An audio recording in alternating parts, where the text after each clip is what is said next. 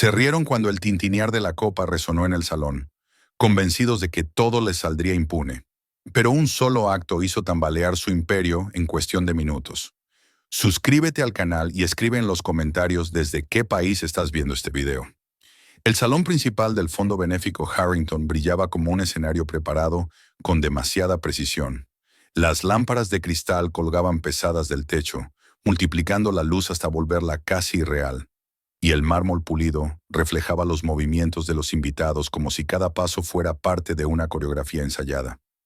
No era solo una gala, era un espectáculo cuidadosamente diseñado.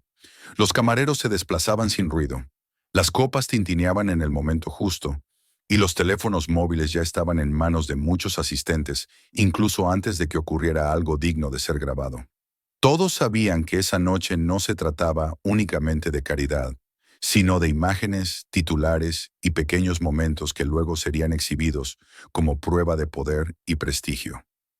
En ese ambiente apareció Maya Wells, con una serenidad que contrastaba con el brillo excesivo del lugar. Tenía 41 años y una reputación construida con paciencia, sin atajos ni escándalos. Había levantado Brightspire Renewables desde cero hasta convertirla en una empresa que los grandes actores del sector no podían ignorar. No llevaba escolta visible ni buscaba llamar la atención. Su postura era recta, su andar medido, y su mirada recorría la sala con la costumbre de quien ha pasado años negociando en entornos hostiles sin perder el control. Sabía reconocer una amenaza antes de que se pronunciara en voz alta. Formalmente la velada estaba organizada en su honor. Su nombre aparecía en los programas como símbolo de progreso, innovación y responsabilidad social. Sin embargo, desde el primer instante percibió la artificialidad del gesto. Los Harrington siempre habían tratado a las personas como elementos decorativos si no pertenecían a su círculo. Su imperio no se sostenía solo en el dinero, sino en la costumbre de humillar, de probar límites y de exigir silencio. Maya notó las sonrisas tensas, los cumplidos que escondían una condescendencia calculada, las miradas que evaluaban su vestido no por elegancia, sino por jerarquía. Mientras los invitados conversaban y posaban para las cámaras, Blake Harrington IV, de 14 años, se movía entre sus amigos como alguien que nunca había conocido una consecuencia real. Era alto para su edad, seguro de sí mismo hasta el exceso, con esa confianza que solo nace cuando el entorno enseña que cualquier error será justificado. Sus amigos, compañeros de una escuela elitista, lo rodeaban expectantes, ya con los teléfonos preparados. Blake llevaba días hablando de la broma que haría esa noche. Para él no era crueldad, sino un juego. Para los adultos a su alrededor, era una travesura que no merecía corrección. Maya lo vio antes de que se acercara.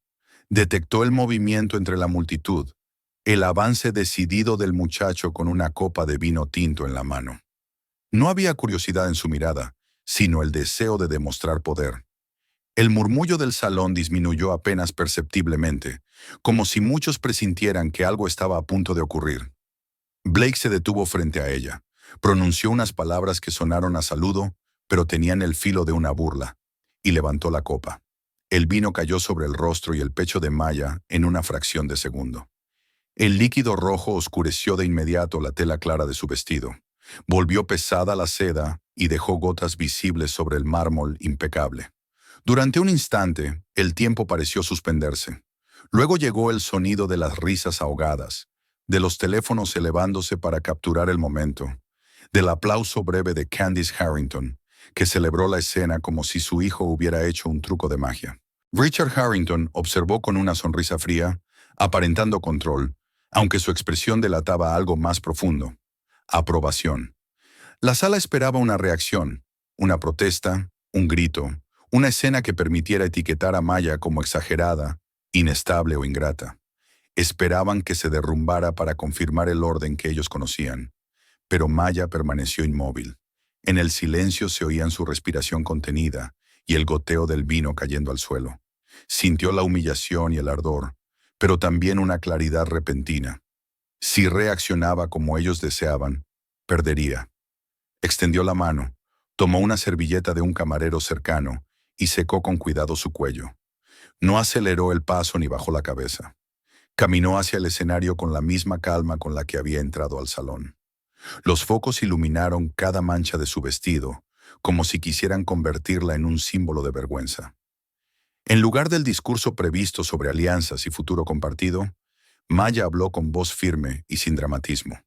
Anunció que Brightspire Renewables rompía de manera inmediata las negociaciones para un acuerdo estratégico con Harrington Power.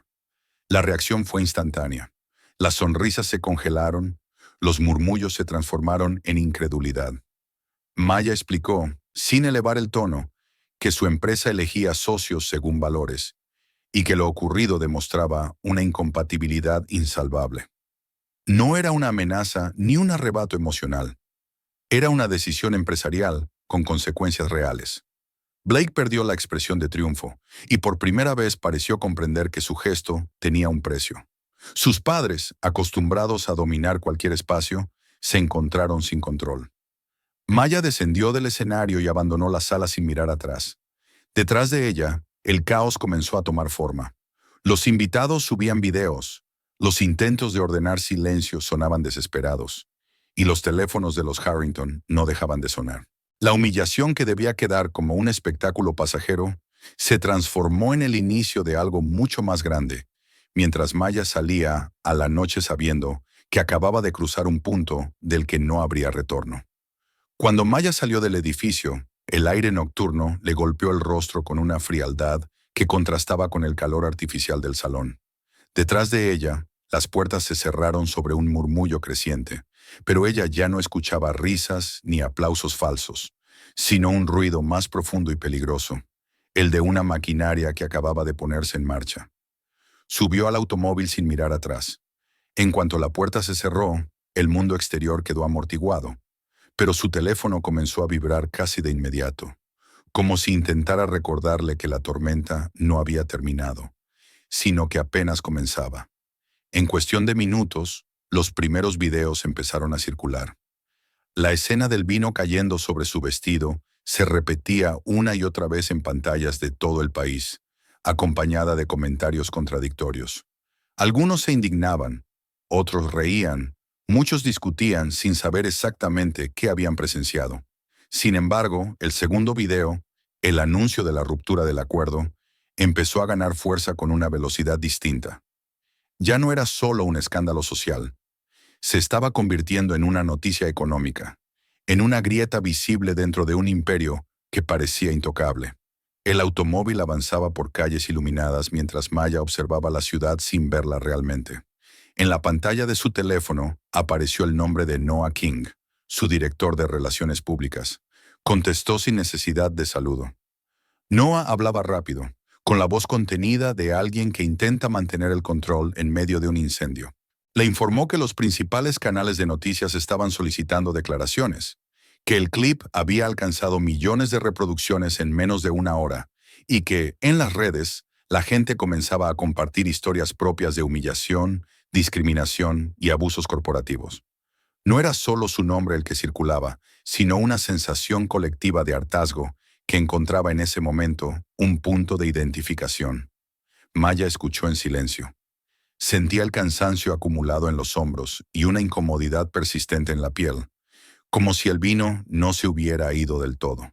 Sin embargo, no había duda en su interior. Sabía que, una vez tomada, la decisión no podía deshacerse. Conocía bien el modo en que el poder reaccionaba cuando alguien desafiaba su narrativa. Primero negaba, luego atacaba y, si era necesario, destruía. Aún así colgó con Noah después de darle instrucciones breves y claras. No habría declaraciones impulsivas esa noche.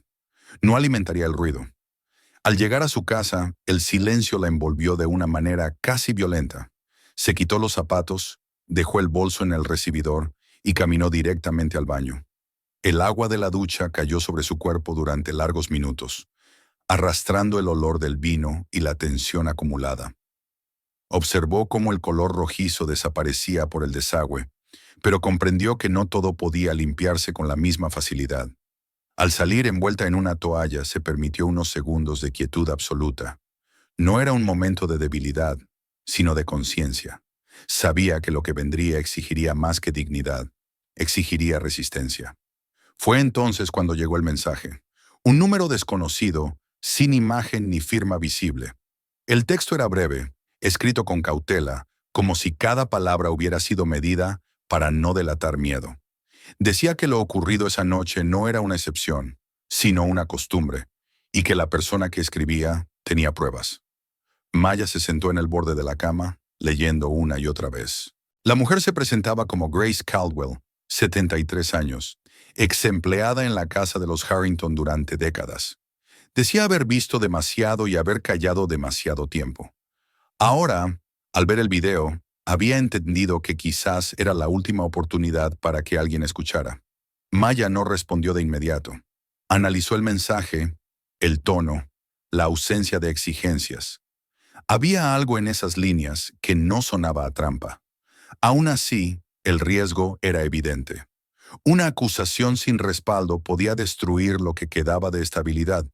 Decidió actuar con cautela. Contestó de forma escueta, proponiendo una reunión en un lugar público, discreto y concurrido a la vez. No prometió nada, pero tampoco cerró la puerta. Entendía que si aquella mujer decía la verdad, el alcance del conflicto cambiaría por completo. La mañana siguiente amaneció con titulares que ya no hablaban solo de una gala. Los análisis financieros comenzaban a preguntarse por qué la familia Harrington necesitaba con tanta urgencia un acuerdo con Brightspire. En paralelo, Grace llegó al lugar acordado con una puntualidad casi solemne. Era una mujer de aspecto frágil, pero su postura revelaba una fortaleza cultivada durante años de invisibilidad. Llevaba una bolsa pesada que colocó con cuidado sobre la mesa antes de sentarse frente a Maya. Sin levantar la voz, Grace empezó a hablar. Sacó cuadernos antiguos, numerados con una meticulosidad casi obsesiva. En ellos había fechas, nombres, descripciones precisas de incidentes que nunca habían llegado a oídos de nadie fuera de aquella casa. Personas obligadas a renunciar, empleados castigados por quejarse, situaciones de abuso encubiertas por auditorías falsas. Luego colocó un pequeño grabador y reprodujo fragmentos de conversaciones en las que directivos discutían cómo silenciar a quienes resultaban incómodos. Finalmente, mostró carpetas con documentos financieros, esquemas de contratos ficticios y transferencias que no tenían explicación legítima. Mientras Maya escuchaba, las piezas empezaron a encajar. La urgencia del acuerdo, la arrogancia de la gala, la seguridad con la que habían humillado a alguien frente a cámaras. Todo respondía a una lógica. Necesitaban dinero, legitimidad y tiempo. Brightspire era la fachada perfecta para ocultar un pasado que amenazaba con salir a la luz. Maya comprendió entonces que su decisión no solo había herido el orgullo de los Harrington, sino que había puesto en peligro su estrategia de supervivencia. De regreso en la oficina, reunió a su equipo más cercano. Su abogada, Lauren Price, revisó los documentos con una atención casi clínica, mientras Noah evaluaba el impacto público potencial. No se trataba de un incidente aislado, sino de un patrón. Decidieron duplicar archivos, asegurar copias y proteger a Grace antes de dar cualquier paso. El tiempo jugaba en su contra. Era cuestión de horas antes de que los Harrington reaccionaran. Y reaccionaron. Al caer la tarde llegó la notificación oficial de una demanda por difamación y ruptura contractual. Al mismo tiempo comenzaron a surgir rumores cuidadosamente filtrados sobre la supuesta inestabilidad emocional de Maya. Bancos solicitaron revisiones preventivas. Socios comerciales pidieron reuniones urgentes y algunos inversores expresaron dudas. La presión no era frontal, era envolvente, diseñada para asfixiar lentamente. Maya observó cómo el cerco empezaba a cerrarse. Sabía que aquel era solo el primer golpe y que lo siguiente sería más sucio. Sin embargo, mientras la ciudad se preparaba para la noche, ella entendió que ya no estaba luchando solo por su nombre, sino por algo mucho más grande. La historia había dejado de ser personal y el precio de la decisión apenas comenzaba a revelarse. La demanda llegó envuelta en un lenguaje impecable, como suelen llegar las amenazas más peligrosas. No hablaba de humillación ni de abuso, sino de reputación dañada, de contratos supuestamente violados y de declaraciones que, según los Harrington, habían cruzado la línea de la legalidad. Maya leyó el documento completo sin cambiar el gesto. Sabía que no era un simple movimiento jurídico, sino una señal dirigida a todos los que observaban desde fuera. El mensaje era que enfrentarse a ellos tendría un costo alto y prolongado. No buscaban solo ganar un juicio, buscaban agotar, intimidar y aislar. Lauren Price fue clara desde el primer momento. El caso no se construiría en los tribunales, sino en el tiempo. Cada audiencia, cada solicitud, cada recurso estaba diseñado para consumir energía, dinero y atención. Para una empresa como Brightspire, cuya estabilidad dependía tanto de la confianza como de los balances, la presión podía resultar letal. Maya comprendió que no se trataba únicamente de defenderse, sino de resistir una guerra de desgaste cuidadosamente calculada. Mientras los abogados intercambiaban escritos, la maquinaria mediática entró en acción. De manera casi sincronizada, comenzaron a aparecer columnas de opinión y debates televisivos que ya no analizaban el comportamiento de los Harrington, sino el carácter de Maya. Se hablaba de su supuesta agresividad, de una ambición desmedida, de una tendencia a dramatizar situaciones para obtener ventaja. Algunos insinuaban que había utilizado el incidente para posicionarse como víctima y ganar visibilidad. El foco se desplazaba con una precisión inquietante. La pregunta ya no era qué había ocurrido en la gala, sino quién era realmente Maya Wells. Ella observaba ese desplazamiento con una mezcla de lucidez y frustración. Sabía que la duda era una herramienta poderosa. No hacía falta convencer a todos de una mentira. Bastaba con sembrar la idea de que la verdad no era tan clara. Ese terreno ambiguo era el espacio donde el poder se movía con comodidad. Aún así, decidió no responder a cada ataque. Cada palabra mal colocada podía ser utilizada en su contra. Los golpes más duros llegaron desde el ámbito que más le importaba proteger. Bancos con los que Brightspire había trabajado durante años anunciaron revisiones internas por precaución. No se trataba de acusaciones formales, sino de pausas indefinidas que congelaban operaciones clave. Algunos clientes solicitaron tiempo para evaluar la situación, y ciertos inversores empezaron a exigir garantías adicionales. El mercado reaccionaba no a hechos comprobados, sino al ruido. Y el ruido crecía. Noah trabajaba día y noche intentando contener el impacto. Elaboraba comunicados sobrios, evitaba confrontaciones públicas y buscaba aliados entre periodistas que aún creían en los datos por encima del espectáculo. Sin embargo, cada avance parecía neutralizado por una nueva filtración o un comentario calculado. Maya sentía cómo la empresa que había construido con paciencia empezaba a respirar con dificultad, como si alguien apretara lentamente su garganta. Entonces llegó el golpe más bajo. Un video apareció de repente en múltiples plataformas, presentado como una prueba reveladora. En él se veía a una mujer que se parecía a Maya, en un pasillo poco iluminado, hablando con un joven fuera de cuadro.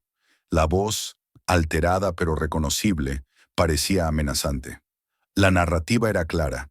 Antes de la gala, Maya habría intimidado al hijo de los Harrington, provocando el incidente posterior. El timing era perfecto y devastador. La entrevista que acompañaba el video mostraba a Blake Harrington llorando frente a las cámaras. Sus palabras estaban cuidadosamente elegidas, su imagen construida para despertar compasión. Para muchos, la escena bastó. Las redes se llenaron de mensajes que pedían explicaciones, otros que directamente condenaban. Los mismos espacios que antes habían celebrado la firmeza de Maya, ahora cuestionaban su integridad.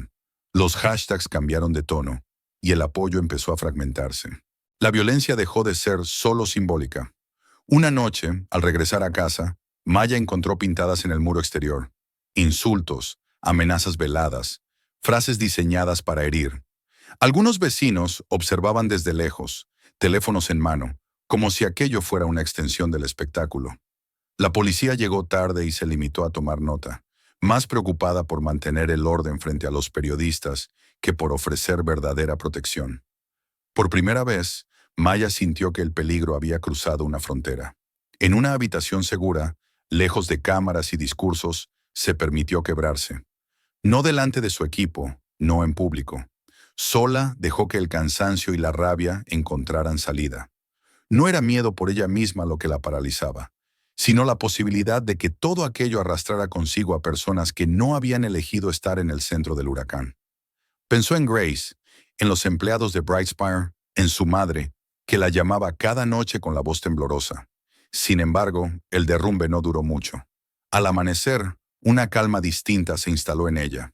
No era la serenidad de quien confía en la justicia espontánea del sistema, sino la claridad de alguien que entiende que la verdad necesita estructura para sobrevivir. Noah llegó con el archivo original del video que los Harrington habían difundido. No una copia compartida, sino el material base que alguien había logrado obtener. Durante horas, analizaron cada fotograma con atención meticulosa.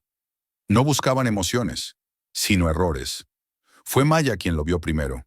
En una fracción de segundo, en el reflejo metálico de la manija de una puerta, aparecía un detalle imposible de ignorar. El pasillo, que en la escena principal parecía ocupado, estaba vacío.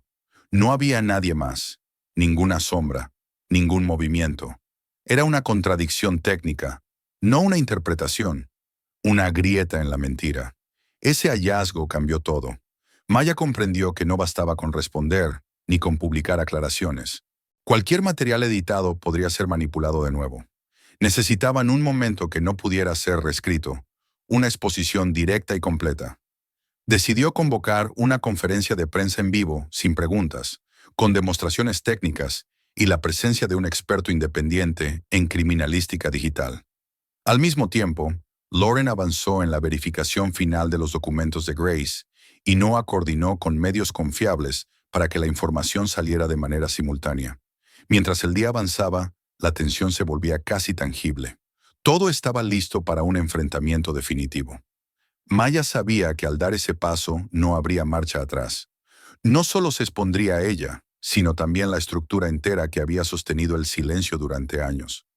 Al caer la noche, mientras la ciudad se iluminaba de nuevo, comprendió que el siguiente amanecer decidiría no solo su destino, sino el de quienes habían creído ser intocables. El amanecer llegó con una claridad casi cruel. La ciudad despertaba como cualquier otro día, ajena al hecho de que, en pocas horas, una narrativa cuidadosamente construida durante décadas comenzaría a resquebrajarse. Maya se vistió con movimientos precisos, sin prisa, como si cada gesto formara parte de una decisión ya tomada mucho antes. Eligió un traje blanco, no por simbolismo ingenuo, sino como un contraste deliberado con la imagen que habían intentado imponerle. La de una mujer manchada, inestable, culpable. No iba a pedir comprensión ni indulgencia, iba a mostrar hechos. La conferencia se celebró en un espacio abierto, preparado para albergar a cámaras de los principales canales nacionales e internacionales. El aire estaba cargado de expectación. Periodistas, técnicos y productores se movían con rapidez contenida, conscientes de que no se trataba de una rueda de prensa más, sino de un momento que podía redefinir la historia que ellos mismos habían ayudado a amplificar. Cuando Maya apareció, el murmullo se apagó de forma casi instintiva. Su presencia no tenía nada de teatral. Era la calma de quien ya no negocia su verdad.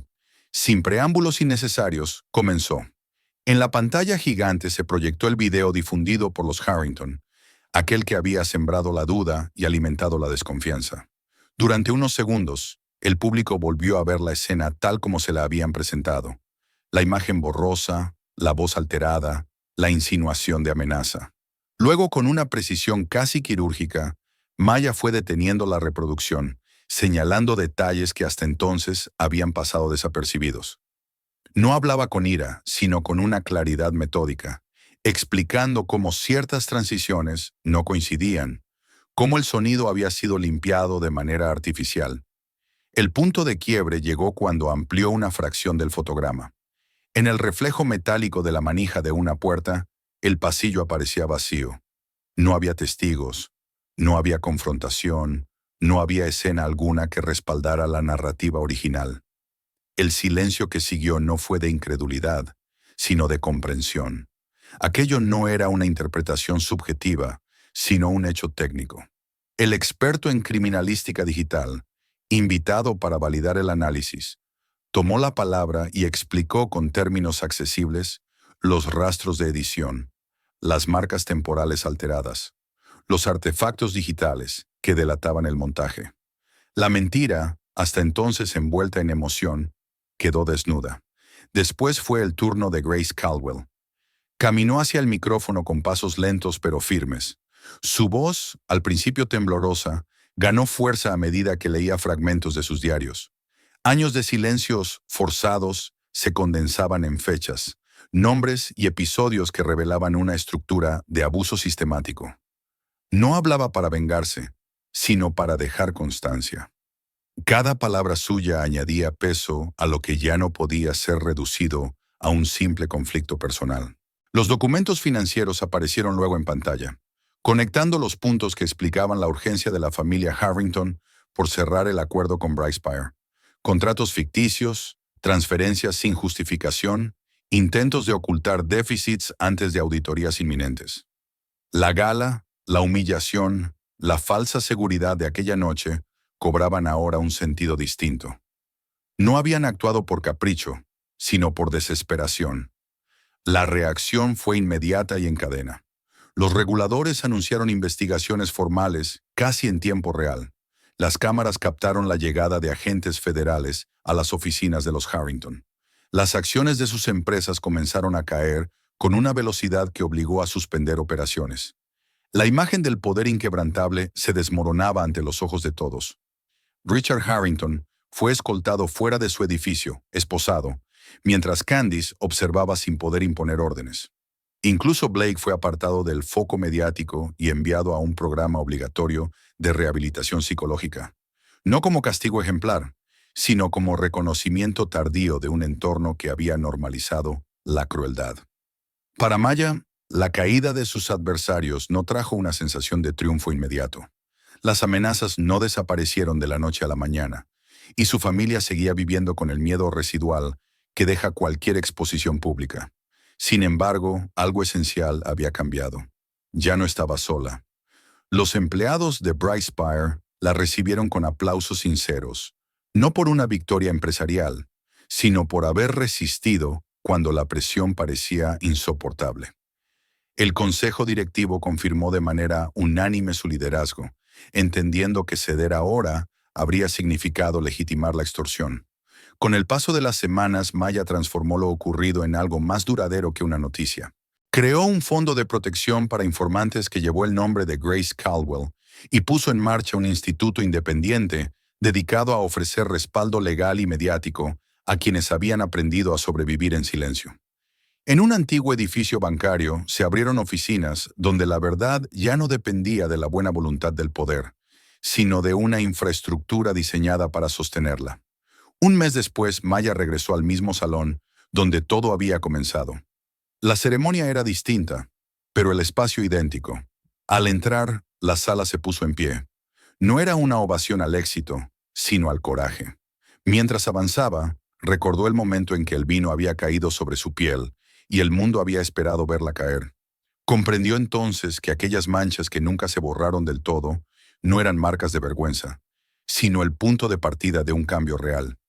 Al salir de nuevo a la noche, sintió que algo se cerraba. No una herida, sino un ciclo. Ya no era la mujer que había sido invitada como adorno, ni la víctima de un escándalo. Era alguien que había convertido un golpe en cimiento, el miedo en estructura, y el silencio en una voz que ya no podía ser ignorada. Con esa certeza se alejó sin mirar atrás, sabiendo que la historia no terminaba allí, pero que, por primera vez, las reglas habían cambiado. Gracias por ver esta historia hasta el final. Suscríbete al canal para no perderte los nuevos videos y no dejes de ver los próximos episodios. Allí te esperan giros aún más inesperados.